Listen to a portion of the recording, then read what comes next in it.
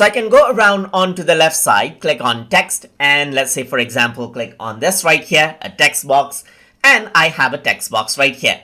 But if you don't want this to be a text box and you want this to be something else, then you can go around over here onto the switch type option and choose around a sticky note, and this becomes the sticky note as you can see right here. You can click around over here, turn this into a square sticky note as well. So you can go around over here onto text. Let's say I have the a 5x3 sticky note right here, just like this. So if you don't want it to be that sticky note, you can click around over here onto switch type and select circular sticky note. You can also change that out to be text right here, or you can go around over here and turn this out to be, let's say, for example, like a polygonal shape right here. And with this, you can also go around and type in text in it, as you can see right here.